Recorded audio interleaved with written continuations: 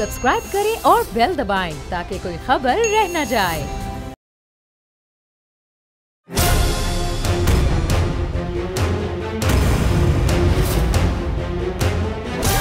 From the Islamabad studios of Bull Network, it's time for Jameel Farooqi on National Debate.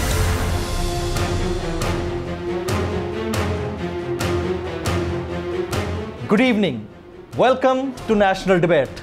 Angry Sharifs, angry मौलाना, angry Khan और अब angry Tareen. Pakistan की सियासत मारूफ game angry birds के characters की तरह इन अहम तरीन किरदारों के गिर्द घूमती है। और ये सिर्फ पाकिस्तान की बात नहीं है, थर्ड वर्ल्ड कंट्रीज की पॉलिटिक्स के अंदर होता ही यही है। होता यह है कि जो आपके साथ खड़ा होता है, जब ठुर करके एंग्री बर्ड की तरह दूसरी तरफ चला जाता है तो फिर एंगर दोनों तरफ होता है। चाहे वो फिर पीडीएम के अंदर फूट की सूरत में पीपल्स पार्टी का एंग्री बर्ड बनना हो, या फिर पीडीएम में फूट की सूरत में अवामी नेशनल पार्टी का एंग्री बर्ड बनना हो, या फिर पाकिस्तान तहरीक इंसाफ के अंदर किसी भी तरह की रिफ्ट की सूरत में जहांगीर खान तरीन साहब का एंग्री तरीन बनना हो। ये अलमिया की बात तो है ही, लेकिन ये कंफ्यूजन को भी जाहिर करती है। पाकिस्तान की पॉलिटिक्स के अंदर ये कंफ्यूजन आज से नहीं, एक अरसे से चलती चली आ रही है। अब सवाल यहां पर यह पैदा होता है कि अगर जहांगीर तरीन साहब के खिलाफ केसेस करने थे तो पिछले 2 साल से आप लोग खामोश क्यों थे? जहांगीर तरीन साहब पिछले 10 साल से पाकिस्तान तहरीक इंसाफ के बहुत बड़े सपोर्टर्स थे। वो खान साहब के इंतहाई करीब हुआ करते थे। इस गवर्नमेंट के मेक एंड ब्रेक में उनका बड़ा अहम किरदार है, उनका इंतहाई इंपॉर्टेंट रोल है। वो खान साहब के इंतहाई करीब तस्वर किए जाते थे। जब तक वो खान साहब के उतने करीब रहे तब तक तो कोई फैसला नहीं हुआ, कोई एफआईए एक्टिव नहीं हुई, किसी तरह की कोई कार्रवाई नहीं हुई। और अब वो शख्स जो 35 पंक्चर्स का कॉन्सेप्ट खान साहब और अलवी साहब को समझाता रहा, उस शख्स के अपने 36 अकाउंट को मुंजमद कर दिया गया। ये अलमिये के साथ साथ बहुत बड़े क्वेश्चन मार्क की बात है। और क्वेश्चन मार्क दूसरी तरफ यूं कि अगर मरियम नवाज शरीफ साहिबा अपनी पेशी के दौरान चंद 100 लोगों को साथ लेकर आ सकती हैं और उनके लिए वो मामला गलत है, तो फिर जहांगीर तरीन साहब अपनी पेशी के दौरान या अपनी जमानत के वक्त अपने साथ अगर चंद 100 लोगों को लेकर आते हैं और उनको फूलों के हार पहना रहे होते हैं, तो डिफरेंस कहां रहा? ये तज़ादात हैं, ये इस मुल्क के अंदर स्टेटस को के तज़ादात हैं। और आप अंदाजा लगाइए कि वो पीडीएम जो कल तक जहांगीर खान तरीन साहब और इस तरह के किरदारों के जो खान साहब के इर्द गिर्द मौजूद रहे हैं, उनके खिलाफ हर्जा सराई करते हुए थकते नहीं थे, आज उनके लिए जहांगीर खान तरीन साहब हीरो बने हुए हैं। उनको लगता है कि जो पॉलिटिक्स वो नहीं कर पाए हैं, जो पॉलिटिक्स पीडीएम नहीं कर पाई है, अब जहांगीर खान तरीन साहब कर जाएंगे और उसका तमाम तर बेनिफिट पीडीएम को होगा। तो ये अजीब किस्म की कंफ्यूजिंग पॉलिटिक्स है। फॉरवर्ड ब्लॉक बन रहा है, नहीं बन रहा, कितने दिन में बनेगा? तरीन साहब अपनी पार्टी बना रहे हैं, नहीं बना रहे हैं। डस्का में जो हुआ वो हुआ, लेकिन उससे बड़ा एक मलाखड़ा आने वाले दिनों में सजने जा रहा है। Agenda on the national debate पर बात करने से पहले हम बात करेंगे ट्रेंडिंग टुनाइट की। ट्रेंडिंग टुनाइट आज का हमारा हैशटैग है हैशटैग एंग्री तरीन। हैशटैग एंग्री तरीन। मुझे जमील फारूकी कहते हैं। आप मेरा प्रोग्राम नेशनल डिबेट बोल न्यूज पर मुलाहजा करते हैं। ऑन द डिबेट टुनाइट आज के हमारे मुअज़्ज़ज़ मेहमान हैं बैरिस्टर मिर्जा शहजाद अकबर साहब। आप मुशीर दाखिला और एहतसाब हैं और आप वज़ीर-ए-आज़म पाकिस्तान इमरान खान के दस्ते रास्त भी तस्वुर किए जाते हैं। मैं मुशीर दाखिला और एहतसाब बैरिस्टर शहजाद अकबर साहब को इस 1-on-1 एक्सक्लूसिव नेशनल डिबेट में खुशामदीद कहता हूं। सर, आप तशरीफ़ लाए, आपका बहुत बहुत शुक्रिया। एक टर्मिनोलॉजी बल्कि एक स्टेटमेंट मरियम नवाज शरीफ साहिबा का बड़ा हिट जा रहा था गुज़िश्ता दिनों कि आहा पीडीएम में लड़ाई हो गई है, और वो स्टेटमेंट अब किसी तौर सादिक पीटीआई पे इसलिए आ रहा है जब से जहांगीर तरीन साहब को हमने देखा है, तो फिर हम भी कहें कि आहा अब देखिए पीटीआई में लड़ाई हो गई है। नहीं, मेरा नहीं ख्याल ये स्टेटमेंट दुरुस्त है। बिकॉज एक तो मरियम की तमाम स्टेटमेंट्स को मैं काफ़ी मजाका खेज समझता हूँ। दूसरी बात है कि पीटीआई में कोई लड़ाई नहीं हुई है, बल्कि पीटीआई अपने मंशूर के साथ उसी सच्चाई से वाबस्ता है जिस सच्चाई से इसके वोटर की एक डिमांड थी। आप एहतसाब के लिए आए, आप एहतसाब के लिए आप सवाल करते हैं, आप इन्वेस्टिगेट करते हैं और आप अपनों से भी सवाल करते हैं। अब जब चीनी का बहरान पैदा हुआ तो जहांगीर तरीन साहब जो हैं, उनकी कंपनी जो है वो 20% चीनी प्रोड्यूस करती है पाकिस्तान की टोटल प्रोडक्शन का। जेडीडब्ल्यू लार्जेस्ट शुगर मैन्युफैक्चरिंग है उनकी। और अगर सिंगल लार्जेस्ट जी। तो अब अगर हमारे एक पार्टी से वाबस्ता शख्स का इस इंडस्ट्री से ताल्लुक़ हो और हम एहतसाब की बात करें और हम सवाल करें और उनसे सवाल ना करें, तो ये मेरा ख्याल है उस पर आहा बनती होगी, इस चीज़ पर नहीं बनती। तो अब एक इल्ज़ाम ये भी है कि बैरिस्टर शहजाद अकबर साहब समेत एक और शख्सियत हैं जो प्राइम मिनिस्टर के करीब हैं, जिन्होंने जहांगीर खान तरीन साहब को प्राइम मिनिस्टर से दूर करवा दिया है। इसको आप कैसे नेगेट करेंगे? नहीं, देखें, ना ही उनको किसी ने उनसे दूर किया है, ना ही कोई करीब कर सकता है। इमरान खान साहब की ज़ाती वाबस्तगी जो भी हो, इस मुल्क के वज़ीर आज़म हैं, पाकिस्तान तहरीक इंसाफ के सरबराह हैं। एज़ वज़ीर आज़म और काबीना के सरबराह होने के उन्होंने एक इंक्वायरी ऑथराइज़ की, जो वफाकी हुकूमत ने की, पूरी काबीना ने की, जो शुगर कमीशन था, उसकी रिपोर्ट आई। उस रिपोर्ट के नतीजे में जो मालूमात मिली, उस पे बेस्ड एक एक्शन मैट्रिक्स बनाया गया कि इन चीज़ों को इन पैराओं में आगे फर्दर लेके चलना है।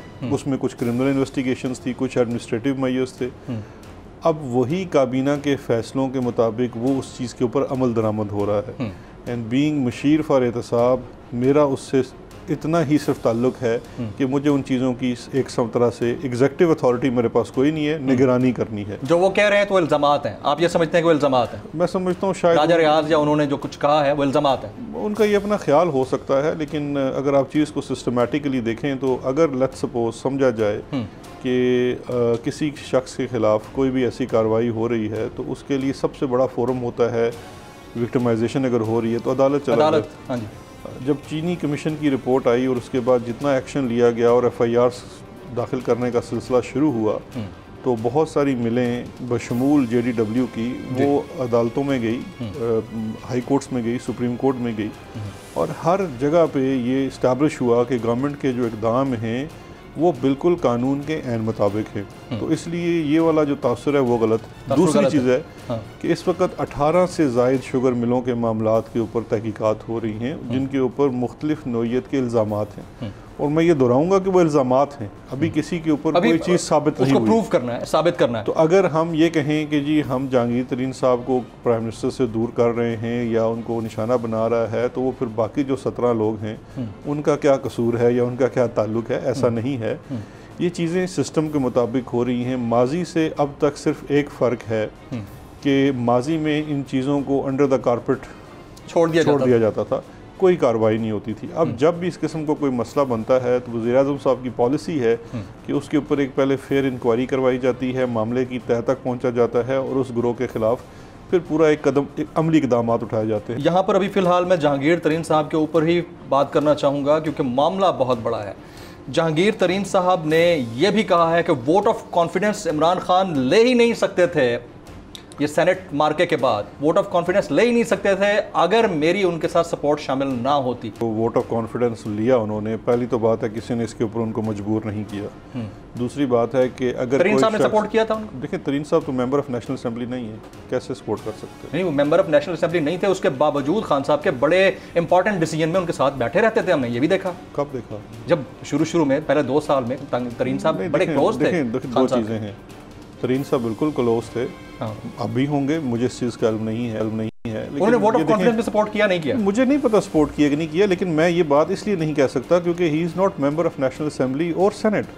तो इसलिए ये कहना कि सपोर्ट किया, अब मैं कहूँ मैंने सपोर्ट किया, मैं तो एडवाइज़र, मेरी वोट ही नहीं आता कि उस दिन असेंबली हॉल के अंदर मैं भी मौजूद था और बार बार अरकान को कह रहा था चलें जी अब आप वोट डालना है अभी आप। लेकिन इन्फ्लुएंस तो मैटर करता है ना, if somebody is very close to the prime minister of the country, उनका इन्फ्लुएंस तो मैटर करता है ना। अगर किसी शख्स को ये लगता है, और मेरा नहीं ख्याल कि तरीन साहब ने ऐसी कोई बात कही है, नहीं कही गई है, उन्होंने मीडिया से बात करते हुए ये बात कही है। नहीं, ये उन्होंने खुद नहीं कही, राजा रियाज साहब ने कही है। देखिए, किसी की अगर ये ख्याल है तो मेरा ये ख्याल है कि उनको इस ख्याल के ऊपर ज़रा नज़रसानी करनी चाहिए।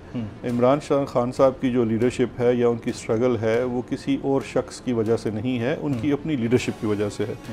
अगर उनको एतमाद का वोट मिला तो सबसे पहले एतमाद का वोट लेने का फ़ैसला भी उन्होंने किया, अपोजिशन करारदाद नहीं लाई थी। इमरान खान साहब ने अज़ खुद प्रेसिडेंट को लिखा कि मैं एतमाद का वोट लेना चाहता हूँ, और उन्होंने इसलिए नहीं कहा कि मैं एतमाद का वोट लेना चाहता हूँ कि जहांगीर तरीन साहब ने आगे उनको कहा होगा कि भाई आप ले लें मैं आपके साथ हूँ। नहीं, उन्होंने खुद फैसला किया कि मैं इसका वोट लेना चाहता हूँ। वो उन्होंने प्रेसिडेंट को लिखा, प्रेसिडेंट ने सेशन कॉल किया, अरकान असम्बली आए, उन्होंने अपनी राय का इजहार किया, उन्होंने इनको वोट दिया, इत्मीनान का वोट मिला, and that is end of the story. उसके बाद कोई शख्स कहे इस तरह, तो मुझे बात बताइए, उस दिन बहुत सारे हमारे नेशनल असम्बली के अंदर जो काम करने वाले लोग हैं वो हमें सैनिटाइज़र भी देते हैं, पानी की बोतल भी ला के दे देते हैं, तो वो उनका भी एक क्लेम होगा कि जी मैंने भी बड़ा सपोर्ट किया है, तो ज़रूर आपकी अखलाकी मदद होगी साथ, और उसके लिए आपके बड़े शुक्रगुजार हैं।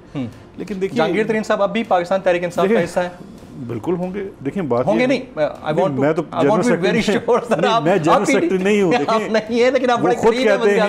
वो कहते हैं, जहांगीर साहब खुद कहते हैं वो पार्टी का हिस्सा है, पार्टी भी कहते हैं वो पार्टी आपकी नज़र में वो पार्टी का हिस्सा है? बिल्कुल पार्टी का हिस्सा है। देखिए पार्टी तो एक इंक्लूसिव पार्टी है ना, ये तो है नहीं कि किसी को पार्टी से निकाल दिया या नहीं किया। देखिए दो चीज़ें हैं, जहाँ तक बात है कि जी के ये कहना कि जी लेट्स सपोज मैं एक लम्हे के लिए ये मान लेता हूँ, पहली बात है कि जहांगीर तरीन साहब ने ये नहीं कहा कि मैंने उनको, ये उनके बिहाफ पे कि दूसरे लोगों ने, बहरहाल सर उनके साथ खड़े हुए बंदे ने कहा है तो एनफोर्समेंट है कि वो साथ खड़े, चले साथ खड़े हुए लोग ने कह दिया जी। अब हम देखें ये कि इस वक्त मुद्दा ये नहीं है, मुद्दा ये है कि आप कहना क्या चाह रहे हैं। आप ये मुझसे आप सवाल कर रहे हैं कि आप ये कहना चाह रहे हैं कि चूंकि उन्होंने, हम मान लेते हैं कि उन्होंने सपोर्ट की, कि चूंकि उन्होंने सपोर्ट की इसलिए रूल ऑफ लॉ को छोड़ दिया जाए, इसलिए उनसे सवाल ना किया जाए, इसलिए अगर FIRs दर्ज हुई हैं एक इंक्वायरी के बाद तो उनको अंडर द कारपेट थ्रो कर दिया जाए, बिल्कुल ना किया जाए, तो फिर इसके तो कोई सपोर्ट नहीं करेगा। तो फिर देखिए करें, अक्रॉस द बोर्ड करें, लेकिन सुन लीजिएगा, मेरी अर्जी सुन लीजिएगा। यानी अगर 3 हफ्ते पहले जहांगीर खान तरीन साहब और अब्दुल हफीज़ शेख साहब ये कहते हुए नज़र आते हैं कि अब्दुल हफीज़ शेख साहब को सेनेट की सीट में जितवाने के लिए जहांगीर तरीन साहब अपना पूरा रोल प्ले कर रहे हैं, तो क्या उस वक्त डिसीजन मेकर्स को ये नहीं पता था कि जहांगीर तरीन साहब के ऊपर ये केसेस हैं और इन मामलात में फर्दर इनके खिलाफ कार्रवाई हो सकती है? लेकिन मुझे देखें, मॉरल सपोर्ट उधर आप लेते हैं, इधर आप कार्रवाई करते हैं, तो ये देखें दो अलग चीज़ें हैं। वंस अगेन मैं दोबारा से इसको रिकैप करता हूँ जी। देखिए जो क्रिमिनल कार्रवाई हो रही है, इंक्वायरी है, तरीन साहब के ऊपर एक FIR पहले थी, उसके बाद 2 FIRs हुई, वो प्रोसेस चल रहा है FIA के पास। जब इंक्वायरी के बाद जब चलान दाखिल होगा, हमें पोजीशन उस वक्त लेनी होगी।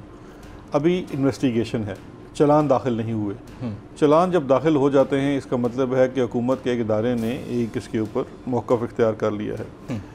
तो अभी तक तो उनके ऊपर एक इन्वेस्टिगेशन हो रही है। मैंने अपनी प्रेस कॉन्फ्रेंस में भी कुछ दिन पहले कहा था कि जी मेरी ज़ाती राय में अगर ये तमाम इल्ज़ामात गलत साबित हो जाएं और तरीन साहब इन्वेस्टिगेटिंग टीम को मुतमिन कर पाएँ कि जी आपकी जो ये सारी इन्वेस्टिगेशन है ये गलत है, असल हक़ाइक़ ये हैं और ये मेरे पास सबूत हैं, और वो इन्वेस्टिगेशन कहे कि जी बहुत दुरुस्त, ये हमारी इन्वेस्टिगेशन गलत थी, ये सबूत सामने आ गए, तो वो बरी ज़िम्मा हो जाएँ, तो सबसे ज़्यादा खुशी मुझे होगी कि जी हमारे साथ पार्टी में बैठने वाले जो शख्स हैं वो बिल्कुल नीट एंड क्लीन है।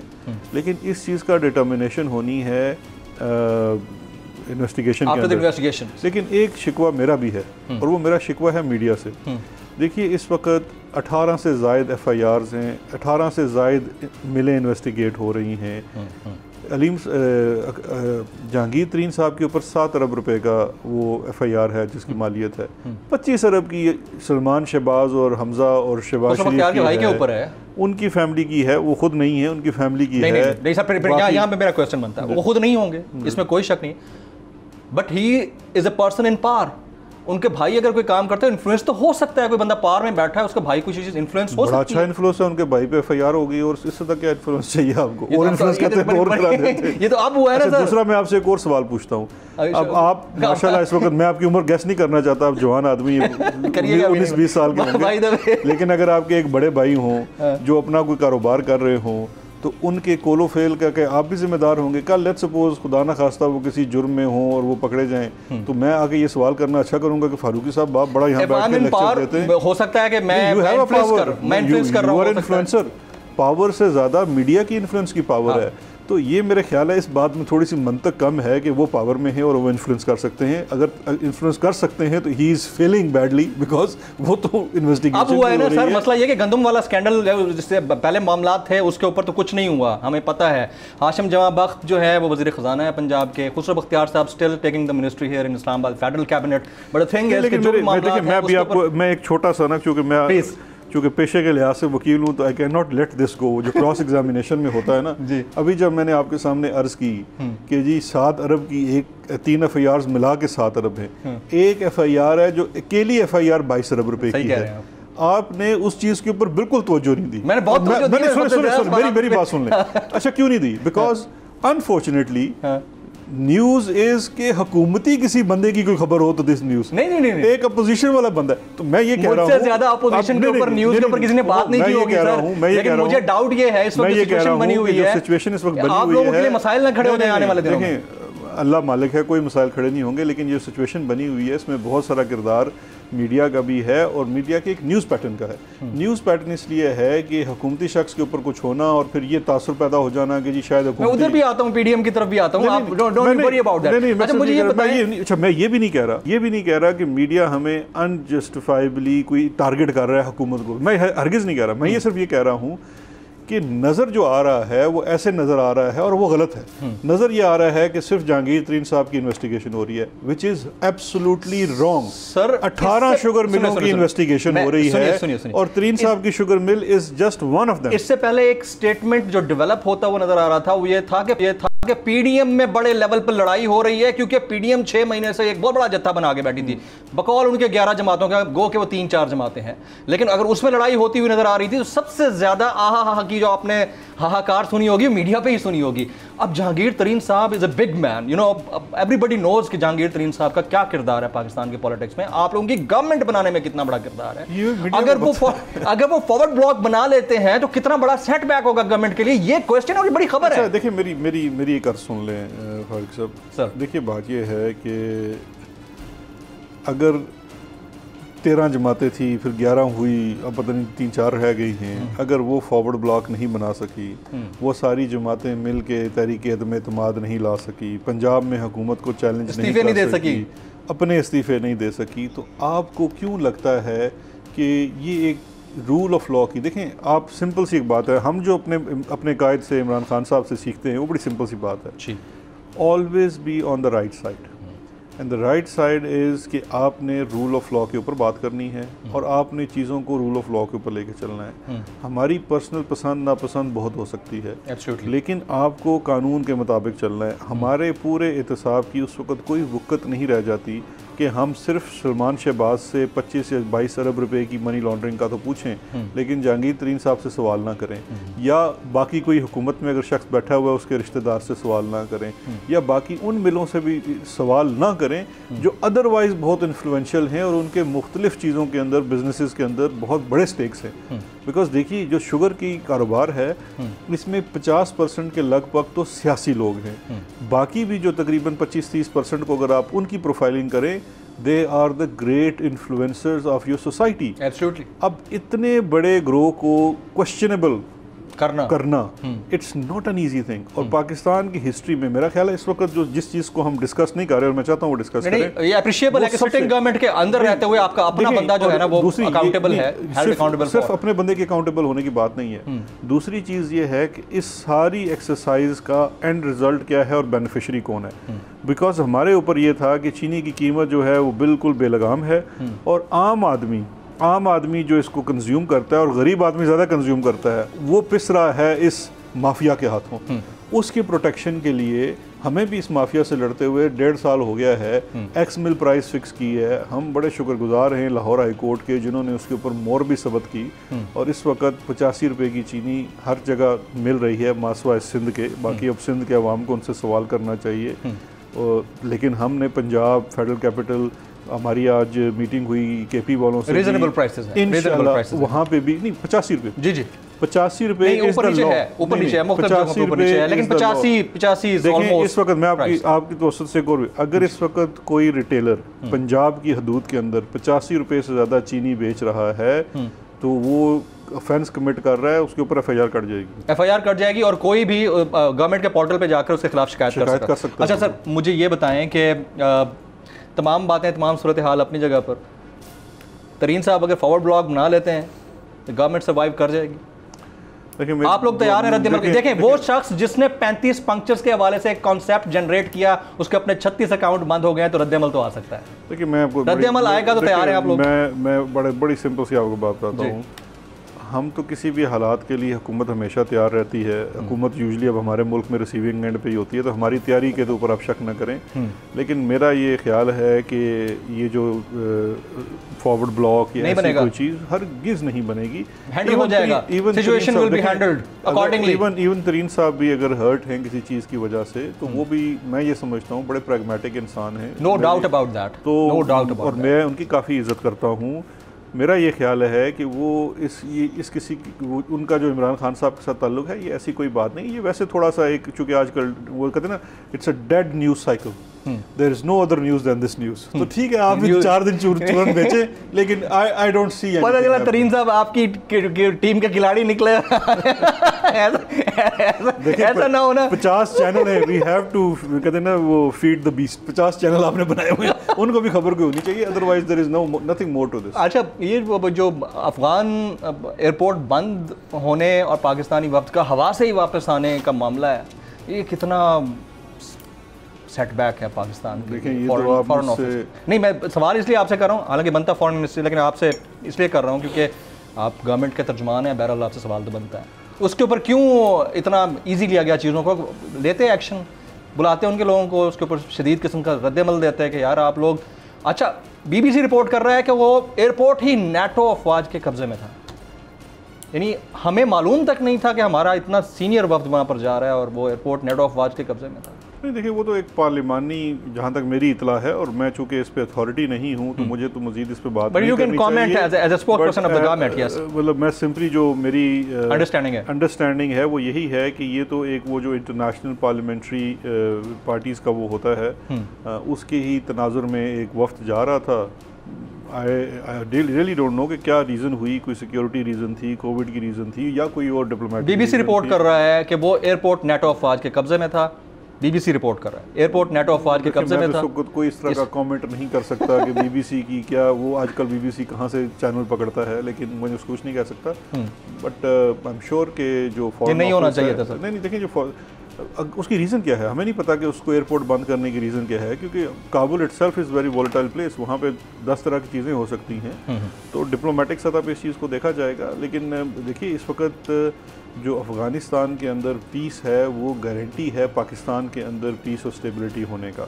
और लेकिन इंडिया बड़ा उछाल रहा है ना इस खबर को सर। मसला ये है कि हमें उसके ऊपर रिस्पॉन्ड उस अंदाज से करना चाहिए। देखिए, सबसे बड़ा मसला ये है कि अगर अफ़गानिस्तान के अंदर पीस होता है तो उसका सबसे बड़ा बेनिफिशियरी पाकिस्तान है, और सबसे बड़ा उसका जिसको नुकसान होता है वो भारत है जी। यस। तो अब जब भी कोई ऐसी मौका आएगा तो भारत उसको उछालने की कोशिश करेगा, बट पाकिस्तान मैं इसलिए चाह रहा हूँ कि रिस्पॉन्स आ जाए हमारी तरफ से भी, बड़ा अच्छा रिस्पॉन्स आए।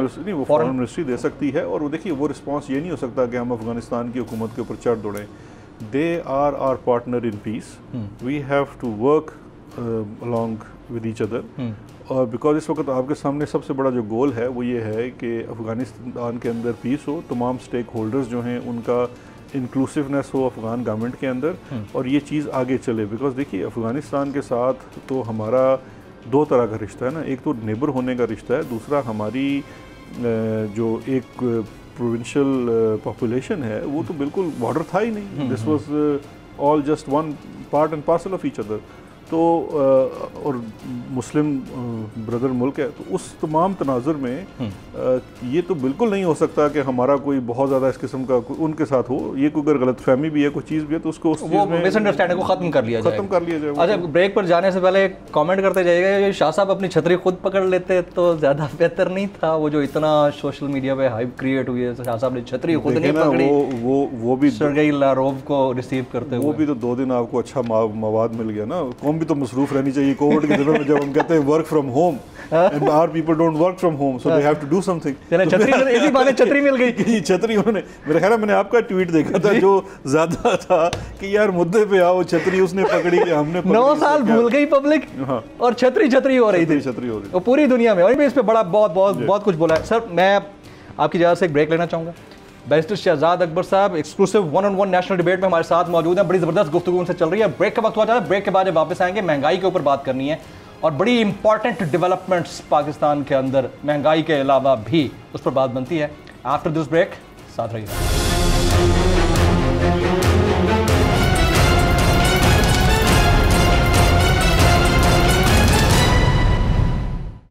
Welcome back barrister Shahzad Akbar साहब आज इस खुसूसी नशिस्त में हमारे साथ मौजूद है। अगेन सर बहुत बहुत शुक्रिया आपका। प्राइम मिनिस्टर पाकिस्तान इमरान खान साहब से मैंने इंटरव्यू किया तो मैंने उनसे एक सवाल पूछा था कि आपकी कैबिनेट के अंदर वो लोग भी मौजूद हैं जो आमरों के दौरे हुकूमत में उनकी फाइनेंसिंग को देखते थे या फिर जमहूरी क़ुव्वतों के साथ भी फाइनेंसेस देखते थे। मेरा इशारा जो था वो हफीज़ शेख साहब की तरफ था। तो प्राइम मिनिस्टर ने जवाब दिया था कि पॉलिसीज़ डायरेक्ट करना मेरा काम है, I am the person who is directing Mushir ख़जाना। तो मैं खामोश हो गया, उसके ऊपर फर्दर कोई जवाब नहीं आया। लेकिन अभी जब मुशीर ख़जाना को हटाया जाता है तो शिबली फराज साहब कहते हैं क्योंकि उनकी नाकामियाँ थीं, क्योंकि उन्होंने प्राइसेस ठीक तरह से कंट्रोल नहीं की, क्योंकि वो महंगाई पर काबू नहीं कर पाए, इसलिए हम मुशीर ख़जाना को चेंज करके हम्माद अज़हर को ला रहे हैं। तो पॉलिसीज़ कौन बना रहा है? खान साहब पॉलिसीज़ डिसाइड करते हैं या फिर मुशीर ख़जाना करता है? देखिए दो चीज़ें हैं। एक तो चीज़ ये है कि जिस वक्त हफीज़ शेख साहब बड़े वो काबिल आदमी हैं, इसमें कोई शक नहीं और है, वेरी टैलेंटेड टेक्नोक्रेट और टेक्नोक्रेट और इकॉनमी को बड़ा बेहतर समझते हैं। देखिए जिस वक्त हफीज़ शेख साहब की एंट्री हुई इमरान खान साहब की टीम में, उस वक्त आपकी मुल्क की इकॉनमी को एक फाइनेंशियल डिसिप्लिन की ज़रूरत थी। और जो मैं समझता हूँ कि और ये प्राइम मिनिस्टर्स भी समझते हैं कि उन्होंने और उसका उन्होंने इजहार पब्लिकली भी किया है और हफीज़ शेख ने बड़ा अच्छा वो डिसिप्लिन लाए हमारे इकनॉमिक डिसीजंस के अंदर, जिसकी वजह से आपके इकनॉमिक इंडिकेटर्स जो हैं वो बड़े बेहतर हुए। जिस वक्त रुपये की स्टेबिलिटी में बेहतरी आई है, आपकी जो बायर डेफिसिट कम हुआ है, जो एक्सपोर्ट डेफिसिट है, मुख्तलिफ शोबों में बड़ा फ़ायदा हुआ है। लेकिन इस वक्त आप जो प्राइम मिनिस्टर हैं उन्होंने ये फ़ैसला किया है कि उनको थोड़ी सी इकनॉमिक, क्योंकि डिसिप्लिन आ चुका है, दैट विल कंटिन्यू। लेकिन इसके साथ साथ हमें एक कॉन्स्टिट्यूशन मसला भी था और दूसरा प्रायोरिटी का इशू भी था। एक कॉन्स्टिट्यूशन मसला ये था कि एक कोर्ट की जजमेंट आई जिसके तहत जो एडवाइज़र्स और SAPM हैं वो एग्जेक्टिव अथॉरिटी नहीं रखते, एनफोर्स नहीं कर सकते। और और हम कर भी नहीं रहे थे, कोई SAPM या एडवाइज़र जो है वो एग्जेक्टिव अथॉरिटी जो है वो यूज़ नहीं कर रहा था। लेकिन फाइनेंस मिनिस्टर के लिए बड़ा मुश्किल होता है, क्योंकि अगर आप एडवाइज़र हैं तो फिर प्राइम मिनिस्टर हैं, ECC की मीटिंग्स का मसला आता है, तो जिसकी वजह से हफीज़ शेख साहब को मिनिस्टर का स्टेटस दे दिया गया था। कानून आइन के मुताबिक किसी को भी वज़ीर लगाया जा सकता है विद एग्जेक्टिव अथॉरिटी, बशर्ते कि 6 माह के अंदर वो इलेक्ट हो जाएगा आइदर ऑफ द हाउसेस से, राइट। जिसके लिए हफीज़ शेख साहब को सेनेट का इलेक्शन लड़ाया गया। सेनेट का इलेक्शन जब वो नहीं जीत सके, अपनी सीट सिक्योर नहीं कर सके, तो उनकी जो एक्सपायरी डेट थी उनकी वजारत की वो जून के पहले हफ्ते में थी, which is exactly the time जब आपका बजट आने जा रहा था। अच्छा, जब आप कंटिन्यू नहीं कर सकते बजट के बाद, और हफीज़ शेख साहब पहले भी जब सेनेट का इलेक्शन हारे थे तो उन्होंने खुद इस चीज़ का इजहार किया था और फिर प्राइम मिनिस्टर साहब ने उस वक्त उनको रोका। लेकिन बाद में जब इस चीज़ के ऊपर सोचो विचार किया गया तो ये फ़ैसला हुआ कि एक तो इस वक्त आपकी इकनॉमिक प्रायोरिटीज़, क्योंकि महंगाई के इशू को लेके और आवाम की रिलीफ के इशू को लेके, स्पेशली कोविड के अंदर प्राइम मिनिस्टर साहब का एक बड़ा फोकस्ड इस वक्त पॉलिसी है कि आवाम को फर्दर रिलीफ देने की ज़रूरत है। पूरे मुल्क दुनिया में दी जा रही है, लेकिन हम चूँकि वेलफेयर स्टेट की भी बात करते हैं तो हमें ज़्यादा देने की ज़रूरत है। सेकेंडली, अगर आपका बजट आ रहा है और budget is basically your financial intention for the next year कि आपने अगला साल कैसे चलाना है, और पब्लिक बड़ी एक्सपेक्ट कर रही है और अब करना भी चाहिए। बजट पास करवाना इतना आसान काम नहीं होता और बनाना भी नहीं होता और उसके बाद उसको चलाना भी होता है। तो ये इसलिए चूँकि बजट हम्माद अज़हर साहब बनाएंगे, बिल्कुल हम्माद अज़हर उनकी जो टीम है वो बजट बनाएंगे, बिकॉज उन्होंने आगे चलाना है। तो इसलिए बेहतर ये था कि बजाय आप बजट के बाद, चूंकि आपको कॉन्स्टिट्यूशनली चेंज करना पड़ना था, तो आप उससे 2 माह पहले आप चेंज कर लें, ताकि ये जो टीम आ रही है ये अपने विजन के साथ प्राइम मिनिस्टर की गाइडेंस के अंदर बजट की फॉर्मुलेशन करें। अगर पॉलिसीज और डायरेक्टिव्स प्राइम मिनिस्टर के चल रहे हैं और विजन उनका चल रहा है, फिर कहाँ पे ऐसा रखना आया कि हफीज़ शेख साहब उनकी बात नहीं मान रहे थे? नहीं, ऐसी कोई बात नहीं। मैंने जिस तरह से आपको जो वो बात नहीं मान रहे तो अब हम्माद अज़हर साहब मानेंगे? नहीं, देखिए 2 चीज़ें हैं। मैं जो आपसे बात अर्ज कर रहा हूँ कि हमारा सबसे बड़ा मसला था कि कॉन्स्टिट्यूशनल प्रॉब्लम था, जो वो तो मैं मान गया, हम आगे नहीं रख सकते थे। और इसका मतलब ये है कि देखिए पॉलिसी स्टेटमेंट एक चीज़ होती है, उसको प्रैक्टिकलिटी में ला के ढालना जो है वो एक बड़ा डिटेल प्रोसेस होता है। और ज़्यादा मुनासिब ये है कि वही शख्स इस चीज़ को, पॉलिसी को आगे लेके चले जिसने इसको आगे कंटिन्यू कराना है, या उस टीम ने। बिकॉज एक फाइनेंशियल टीम भी होती है ना, एक फाइनेंशियल एडवाइजर या मिनिस्टर अकेला तो बैठ के सारा काम नहीं करता, उसके पास एक पूरी टीम होती है, पीछे पूरे एडवाइस कर रहे होते हैं। तो उस तनाजुर में ये था। ये ऐसा हरगिज़ नहीं है कि प्राइम मिनिस्टर साहब कुछ कह रहे हैं और रफीक साहब बात नहीं मान रहे, ऐसा मैं नहीं समझता इससे। अच्छा, ECC के डिसीजंस की बात कर लेते हैं। फिर हमाद अजहर साहब ने जिस दिन ये चार्ज लिया उससे अगले दिन उन्होंने एक फ़ैसला किया और वो उसके ऊपर प्रेस कॉन्फ्रेंस कर डाली और वो रिकमेंडेशन थी ECC की और कहा कि कपास और चीनी के हवाले से वो इंडिया के साथ ट्रेड करने जा रहे हैं। उससे अगले दिन प्राइम मिनिस्टर कैबिनेट मीटिंग बुलाते हैं, प्राइम मिनिस्टर उस डिसीजन को ओवर रूल कर देते हैं और कहते हैं कि हम इंडिया के साथ नहीं कर सकते क्योंकि हमारा प्रिंसिपल स्टैंड कुछ और है।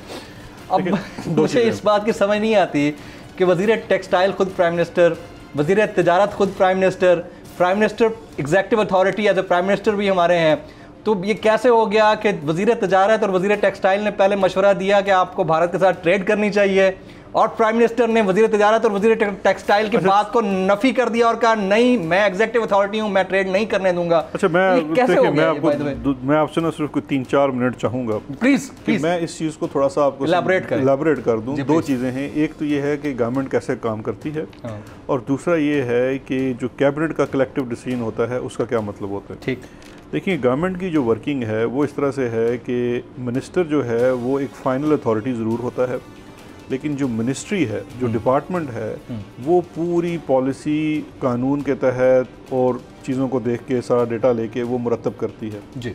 फिर उसके बाद कैबिनेट के सब फोरम्स हैं।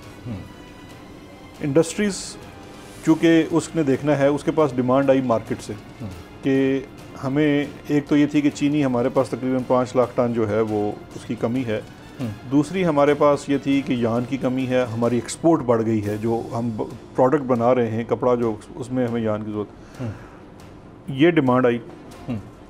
मिनिस्ट्री ने, इंडस्ट्रीज़ ने, वो कोई प्राइम मिनिस्टर उसके ऊपर नहीं बैठे होते, उसके अंदर टेक्नोक्रेट्स हैं, उसके अंदर सेक्रेटरीज़ हैं, एडिशनल सेक्रेटरीज़ हैं, उन्होंने एक प्रपोज़ल बनाया और वो प्रपोज़ल ये था कि जी हमें चूँकि इंपोर्ट करनी है तो इंपोर्ट के लिए इस वक्त जो सबसे ज़्यादा मुनासिब दाम है वो भारत में है।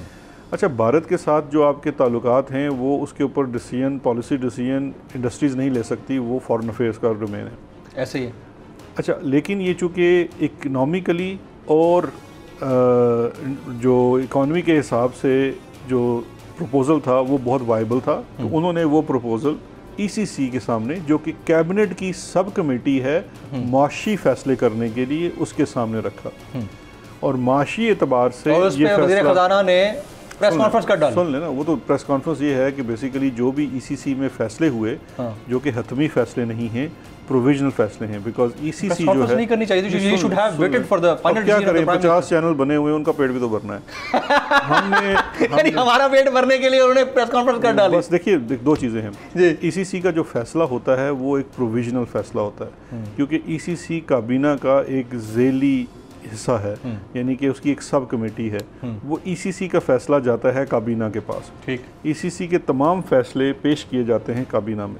काबीना के कुछ अराकीन जो हैं वो ECC का हिस्सा होते हैं, लेकिन जिस तरह मिसाल के तौर पे foreign affairs is not part of ECC, interior भी नहीं होती है क्योंकि उनका मौशी फैसलों से कोई ताल्लुक नहीं है। अच्छा, जब ये वाली प्रपोज़ल आती है ECC से अप्रूव होके कि जी माशी एतबार से ये इकनॉमिक वो फैसला है, और ये कोई पहली दफ़ा नहीं है कि ECC के फैसले टर्न डाउन हुए हैं कैबिनेट से। कैबिनेट में जब आता है तो कैबिनेट में इसके अंदर ट्रेड विद इंडिया वाला डिस्कशन होता है। ये फैसला कि हमें यान इंपोर्ट करनी है और शुगर इंपोर्ट करनी है वो तो इंटैक्ट रहता है, इंडिया के साथ से करनी है उसको कैबिनेट जो है वो टर्न डाउन कर देती है, and that is the collective decision of the cabinet. बड़ा अच्छा है, कलेक्टिव डिसीजन कैबिनेट का आया, हम सब ने उसको अप्रिशिएट किया क्योंकि हमारा प्रिंसिपल स्टैंड कश्मीर है, इसमें तो कोई शक नहीं है। लेकिन आपके ही एक ऐसे PM एक TV पर बैठकर ये कह देते हैं कि क्योंकि प्राइम मिनिस्टर ऑफ पाकिस्तान के सर के ऊपर एक हैट थी वज़ीर तिजारत की, उन्होंने ऐसे PM नहीं, सबसे पहले फवाद ने कहा था नहीं वो अच्छा फवाद साहब ने भी कहा था, मुझे यूसुफ साहब ने भी कहा था कि उनके ऊपर एक हैट थी वज़ीर तिजारत की, फिर हैट थी वज़ीर टेक्सटाइल की। अब जब उन्होंने हैट पहनी प्राइम मिनिस्टर, मैं अब उनके अल्फाज को डिफेंड नहीं कर सकता, वो अपने अल्फाज के, मैंने तो आपको पूरा जो वर्किंग ऑफ द गवर्नमेंट है वो कंफ्यूजन, आई मीन उस कंफ्यूजन को खत्म होना चाहिए। पब्लिक देखिए अगर हम इस तरह से फैसला साजी को इस आईने में ले आएंगे तो ओपन डिबेट नहीं हो सकेगी। There is always room for economic viability but not on the press conferences, I mean, sir. मतलब हो press conference is only informing कि what decision has been taken provisionally and now it will go to the cabinet for final approval. Press conference is just informing the public. लेकिन ये देखिए कि जब हम एक फ़ैसला करते हैं तो हर आर्गूमेंट सामने आना चाहिए। मैं मेज़ पे आपके साथ बैठा हूँ जी, मेरी अगर जिम्मेदारी है कि मैं आपको इकनॉमिक चीज़ पे एडवाइस करूं तो मैं इकोनॉमिकली आपको बताऊंगा, फाइनेंशियली बताऊंगा कि क्या बेहतर है। आपकी जिम्मेदारी है कि आप किसी दूसरे तनाज़ुर से, लीगल से बताइए या फॉरेन अफेयर से बताएं, आप वो लाएंगे। जब दोनों चीज़ें मेज़ पे आ जाएंगी तो फिर हम एक यूनानिमस या एक कलेक्टिव फैसला करेंगे। तो this is what actually happened. लेकिन वो वाली सारी बात कि जी वो हैड ये हैं और वो हैड है, वो वंस अगेन बड़ी माजत के साथ 50 चैनल है मेरे भाई, वो भी तो रोटी चलनी है। लेकिन वो जो डिसीजन है कैबिनेट का, बड़ा अच्छा छोड़ा था सर, हंसी बड़ी आई लोगों को। एनी हाउ, चौधरी निसार साहब के बारे में खबरें हैं कि पाकिस्तान तहरीक-ए-इंसाफ ज्वाइन कर रहे हैं। स्पेकुलेटिव स्टोरीज तो अपनी जगह पर हैं, लेकिन आपके पास कोई इतला है ऐसी कि चौधरी साहब नहीं मेरे पास, मैं आज पहली दफ़ा आपसे सुन रहा हूँ। मैं तो पिछले 5-6 दिन से चीनी से नंबरद आजमा था, तो मुझे कोई ख़ास इतला नहीं है इस बारे में। मैं आपकी इजाज़त से एक ब्रेक लेना चाहूँगा, साथ रहिए।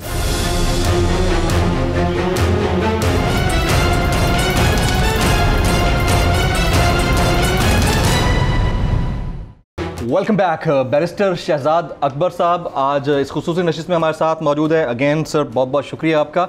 IMF के डायरेक्टिव्स मानने की बात चल रही है, टैक्स नेट बढ़ाया जाएगा, उनके अहदाफ को पूरा किया जाएगा, बिजली मज़ीद महंगी होगी। IMF पहले कह चुका है, IMF इज़ डिसाइडिंग कि हमारी शरह नमू या हमारी जो तरक्की की शरह है नेक्स्ट ईयर में और इस ईयर में क्या रहेगी। तो एक ऐसा प्राइम मिनिस्टर, मैं इमरान खान साहब की बात कर रहा हूँ, जो वैसे ही IMF के अगेंस्ट था, अब उनके अहदाफ को पूरा करते हुए किस तरह महसूस करते होंगे? लेकिन दो चीज़ें हैं। एक तो ये है कि IMF डायरेक्टिव कोई नहीं देता। डायरेक्टिव वो होता है जिसके ऊपर अमल करना आपकी जिम्मेदारी है। और अहदाफ पूरा करना क्या है सर? सुन लेना यार। जब आप IMF प्रोग्राम में जाते हैं तो IMF प्रोग्राम की कुछ शराइत होती हैं कि जी आपको हम ये पैसे दे रहे हैं, इस पैसे के साथ हम ब्रॉडली स्पीकिंग ये फाइनेंशियल डिसिप्लिन चाहते हैं। बट जो बेसिक क्रक्स है उस IMF के साथ मुआहदे का, वो ये नहीं है, ये डायरेक्टिव्स हैं। जैसे देखें ना, मैं मिसाल दे सकता हूं, है उस कंडीशन को पूरा, कंडीशन भी है, सच नहीं है। ये थोड़ा सा सिस्टम को समझने की जरूरत है। आप उनके साथ निगोशिएट करते हैं बिकॉज आपकी सॉवरेनिटी को चैलेंज नहीं कर सकता। आप सॉवरन स्टेट हैं, आपको नहीं मंजूर, तो मेरे भाई ये बहुत ज़्यादा पैसे नहीं हैं, आप उनको वापस कर देते हैं। लेकिन IMF प्रोग्राम में जाने का मतलब ये होता है कि एक मुल्क जिसकी फाइनेंशियल सेहत अच्छी नहीं है, लेकिन वो अपने अंदर फाइनेंशियल डिसिप्लिन ला के बेहतरी की तरफ जाना चाहता है, उसके ऊपर एक मोर भी सबत हो रही है। अब आपका IMF प्रोग्राम $6 अरब का है। $6 अरब अगर उस तनाजुर में देखा जाए तो ये कोई बहुत बड़ी रकम नहीं है। लेकिन इसके साथ जो मुंसलिक चीज़ें हैं कि इसके बाद आपको Asian development bank, world bank, बाकी दीगर फाइनेंशियल इदारे, उनका ताउन भी हासिल होता है और आप अपनी फाइनेंसिस को बेहतर कर सकते हैं। IMF आपको जितनी चीज़ें देता है, those are mere proposals, these are not directives. अब आप उसके ऊपर नहीं देखें, आप दो चीज़ें, बिजली महंगी करने की बात नहीं देखिए, बिजली महंगी करने की बात अगर आप उसको IMF के ऊपर इल्ज़ाम देंगे तो वो सरासर ज़्यादती होगी। वो वक्त कब आएगा जब हम उनकी बात सुनेंगे ही नहीं, as per the manifesto of the जब आप अपनी कमर, जब आप अपनी, हम तो उनकी बात अभी भी नहीं सुनते, लेकिन जो जितनी उनकी मशवरे उसको कान धरते हैं, जब आप अपनी कमर कस लेंगे, बेल्ट टाइट कर लेंगे, अपने अंदर इकोनॉमिक डिसिप्लिन ले आएंगे, आप अपनी एक्सपोर्ट्स बढ़ा लेंगे, आपके अंदर दौलत की रेल पेल होगी, आपके आम लोग टैक्स देंगे, आपके ये बड़े बड़े माफियाज जो हैं, चाहे वो चीनी वाले हैं, पेट्रोल वाले हैं, इनको नथ डाल दी जाएगी, इनसे टैक्स भी पूरा लिया जाएगा, तो इंशाल्लाह हम लोगों को पैसे देंगे। टैक्स पूरा करने की बात अगर करते हैं तो साबिक चेयरमैन FBR शब्बर जैदी, उनके हवाले से खबर बड़ी वायरल है, मंसूब है। गो उन्होंने इस बात की अभी तक तस्दीक नहीं किसी चैनल के ऊपर, लेकिन उन्होंने कहा कि मैंने जब भी किसी बड़े शख्स पर टैक्स के हवाले से हाथ डालने की कोशिश की, प्राइम मिनिस्टर ने कहा कि इसको नहीं पकड़ना। ऐसा क्यों है? मेरा नहीं ख्याल, उन्होंने शायद इसका बाद में तरदीद भी की है। अच्छा, ऐसी कोई बात? क्योंकि अगर उन्होंने किसी को रोकना होता तो जो काम हम एहतसाब में कर रहे हैं, तो हमने तो अपनी पार्टी के लोगों पे भी हाथ डाला, तो हमें तो नहीं रोका। लेकिन साथ में ऐसे कौन से बड़े लोग हैं जिसके ऊपर शबरज़ैदी को रोक दिया? जी बात है। साथ में उन्होंने एक और बात भी कही, चले उसकी तरदीद कर दी होगी। एक और बात बड़ी इंपॉर्टेंट की, उन्होंने कहा कि इस सिस्टम के अंदर, जिस सिस्टम के अंदर खान साहब मौजूद हैं, इस सिस्टम के अंदर चेहरे बदलने से कोई फ़र्क नहीं पड़ना, चाहे हमाद अजहर बैठे हैं, मुशीर ख़जाना हफीज़ शेख थे, या हमाद अजहर है, या अभी चेयरमैन FBR आपका जो जा रहा है उसकी जगह नया चेयरमैन FBR आ गया, इससे कोई फ़र्क नहीं पड़ने जा रहा। Is that right? देखिए, मैं सिस्टम फ्लॉ है, सिस्टम फ्लॉ ज़रूर है, लेकिन सिस्टम से फ़रार होना और ज़िम्मेदारी से फ़रार होना जो है वो किसी मसले का हल नहीं है। आप अगर निज़ाम को दुरुस्त करने की सलाहियत नहीं रखते तो फिर आप उसके ऊपर कमेंट भी ना करें। आपका काम है आप निज़ाम के अंदर बैठें, आप निज़ाम को दुरुस्त करने की कोशिश करें। हो सकता है आप कामयाब ना हो, पूरी तरह से कामयाब ना हो, लेकिन कुछ तो आप हासिल कर सकें। आप देखिए, मैं अगर आप आके बैठ जाऊँ आपके दफ्तर में, कहो नहीं जी मैं तो छोड़ के जा रहा हूँ, यहाँ तो कुछ हो ही नहीं सकता, सो वो थोड़ा सा एस्केप वाली बात होगी। आपने इसी निज़ाम के अंदर रह के, हमने मार्शल लॉ तो लगाना नहीं है, हमने इस जमहूरी निज़ाम के अंदर रह के ही इसको सिस्टम को ठीक करना है। आपको आपके अपने पार्लियामान के साथ चलना है, आपको अपना जो एक लीगल फ्रेमवर्क है, कॉन्स्टिट्यूशनल फ्रेमवर्क है, उसमें रहना है, ब्यूरोक्रेसी का फ्रेमवर्क है, उसके अंदर रहना है और उसमें बहुत ज़्यादा तब्दीलियां भी करनी हैं, लेकिन सिस्टमेटिकली करनी है और ग्रेजुअली करनी है। कैबिनेट रीशफल की बात चल रही है, कौन जा रहा है कौन आ रहा है, ये तो दस दो सानू, हुन कोई खबर भी दे दो। वैसे तो आप 50 चैनलों को देते रहते हैं। नहीं, ये तो मेरे ऊपर इल्ज़ाम है कि मैं खबर देता रहता हूँ। मुझे नहीं, आपके ऊपर नहीं, मैं ओवरऑल कह रहा हूँ इन जनरल। मुझे तो कोई इतला नहीं है कि कैबिनेट, ये हम अखबारों में ही पढ़ते हैं कि रीशफल हो रही है। मैं मज़े की आपको बात बताऊँ, पिछले हफ्ते मैंने कहीं पढ़ा कि जी जुम्मे वाले दिन रीशफल हो रही है, बड़े लेवल का रीशफल है। और आज सुबह मेरे ख्याल है नेशन ने या द न्यूज़ ने छापा हुआ था कि पोस्टपोन हो गई। ये नहीं, ये देखें हवा उड़ती है और फिर पीछे हट जाती है। ये भी आप लोग भी तो अपनी खबर लगाते खेलते हैं ना, मीडिया के साथ खेलते हैं। आप अपनी खबर खुद लगाते हैं कि जी फलाने दिन ये काम हो रहा है, फिर उस दिन खबर लगा देते हैं कि पोस्टपोन हो गई। तो भाई आपको कहाँ से इतला आ गई है कि हो रही है या नहीं हो रही है? ये सिंपल सी बात है कि कैप्टन जो है टीम का, प्राइम मिनिस्टर है, वो अपने टीम के अंदर तब्दीलियां करता रहता है। कभी किसको किस पोजीशन पे खिलाना है, किस पे खिलाना है, उनकी स्वाबदीद है। सुबह वो मुझे उठ के कहें कि यार आप जाएं घर आराम करें, आप बहुत काम कर लिया, तो वो उनकी स्वाबदीद है। वो कहें नहीं सुबह से आप बागबानी का काम करें, तो हम वो करना शुरू। तो ये तो उनकी वो चीज़ है और वो बेहतर समझ सकते हैं। अभी नियर फ्यूचर में कोई कैबिनेट रिशफल नहीं है। आई हैव नो आइडिया, हो सकता है कल हो जाए, हो सकता है साल में तो भी नहीं पता। नहीं, किसको पता होता है? किसको पता होगा? देखें, ये मास्टर सर्वेंट रूल में सुबह आप दफ्तर आए, आपको पता चले कि भाई आज से आप बोल टीवी में काम नहीं कर रहे, तुसी की कर सकते हो? कुछ भी नहीं कर सकते, बस जो एग्जेक्टिव चाहेगा वही होगा। अच्छा, ये रमज़ान आ रहा है और आपके ज़ाहिर है कि आपके पास बड़ी रिस्पॉन्सिबिलिटी है बतौर SAPM और इंटीरियर मिनिस्ट्री के हवाले से।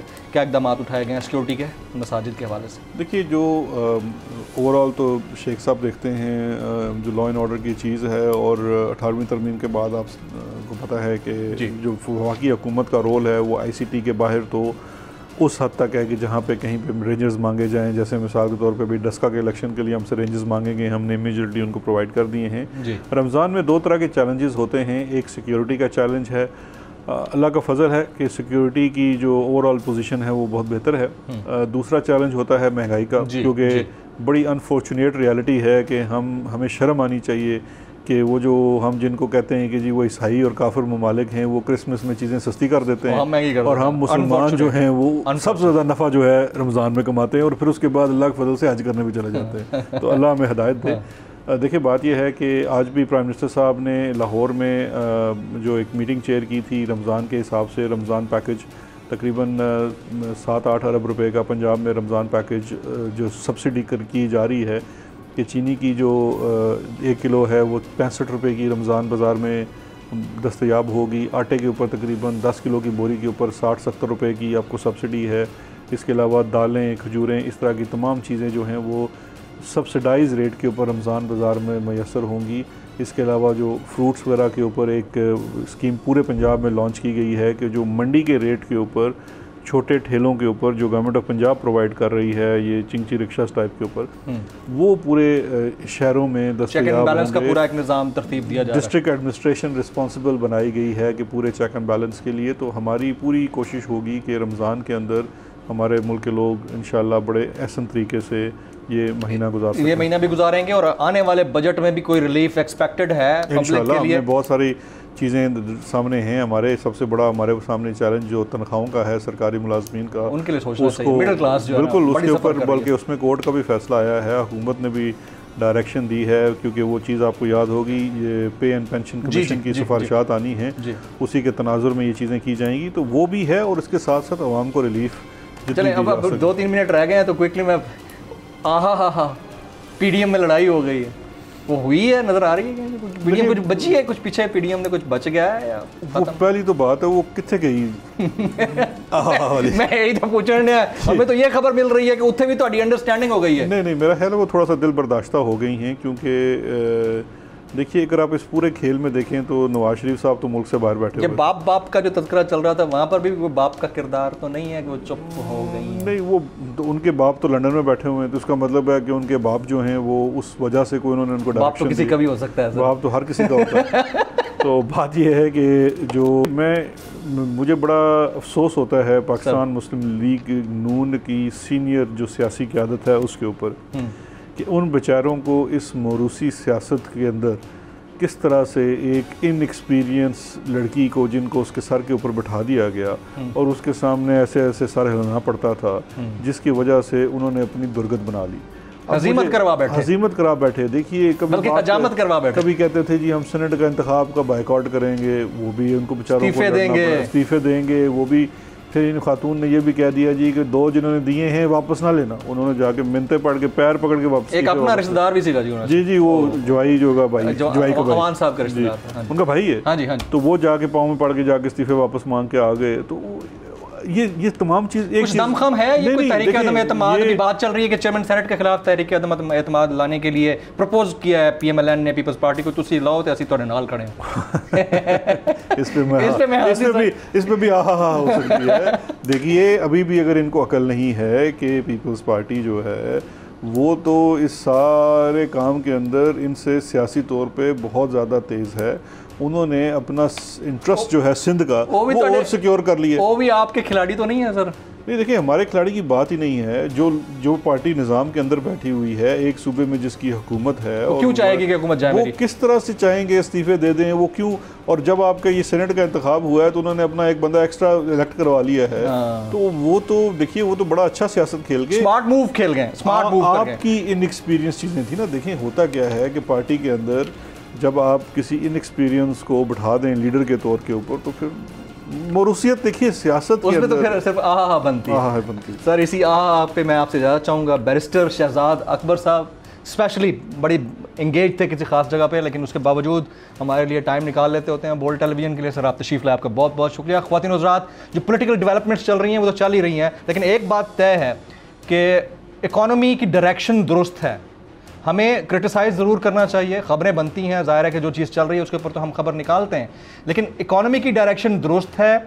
अब जो रगड़ा लगना था पब्लिक को लग चुका है। इस बजट से सुनने में ये आ रहा है कि रिलीफ की तरफ, यानी जो बेहतरी की तरफ कदम बढ़ना था उस तरफ जाने जा रही है हमारी मईशत। और हमारी दुआ है कि अल्लाह करे जिस भी सिचुएशन में हम उस सिचुएशन से बाहर निकलें। प्रोग्राम से जमील फारूकी को इजाज़त दीजिए।